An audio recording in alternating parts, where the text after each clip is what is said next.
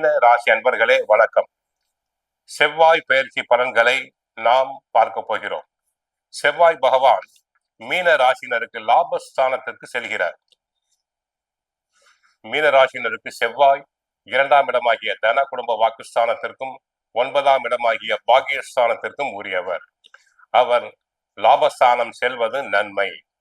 ஜனவரி 14ஆம் தேதியிலிருந்து பிப்ரவரி 20ஆம் தேதி வரை அவர் மகர ராசியில் உச்சம் அடைகிறார்.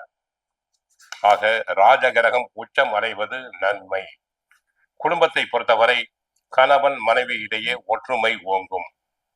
பரஸ்பர அன்பு நல்லபடியாக இருக்கும். ஒருவரை ஒருவர் நன்கு புரிந்து கொள்வர்.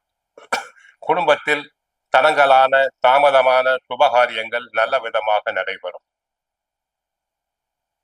பழைய கடன்கள் அனைத்தும் அடைபடும்.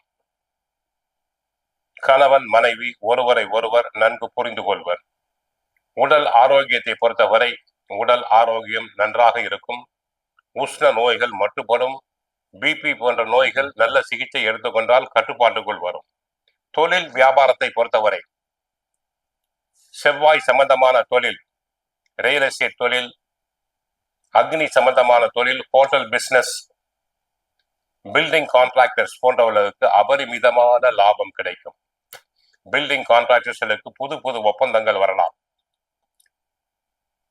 இடங்களை வாங்க விற்க இது உகந்த நேரம். என்றைக்கோ வாங்கி போட்ட பிளாட்டுகளை நல்ல விலைக்கு விற்பீர்கள். மருத்துவர்களுக்கு இது ஒரு நல்ல பொன் போன்ற காலம், பொற்காலம் என்று கூறலாம். தங்கள் துறையில் புகழ் பெறுவர்.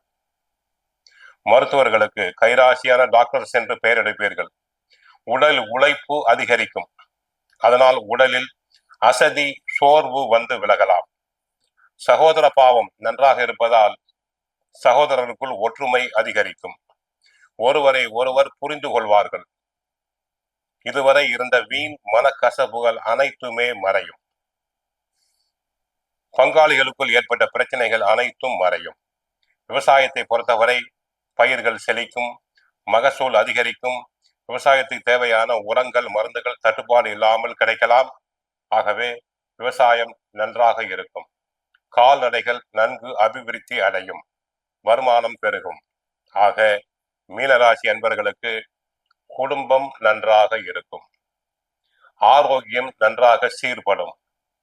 தொழில் வியாபாரத்தில் லாபம் பன்மடங்கு பெருகும். மருத்துவர்கள் புகழ் பெறுவர். ரியல் எஸ்டேட் துறை அன்பர்களுக்கு நல்ல லாபம் கிடைக்கும். சகோதர பாவம் நன்றாக இருப்பதால் சகோதரருக்குள் ஒற்றுமை ஓங்கும்.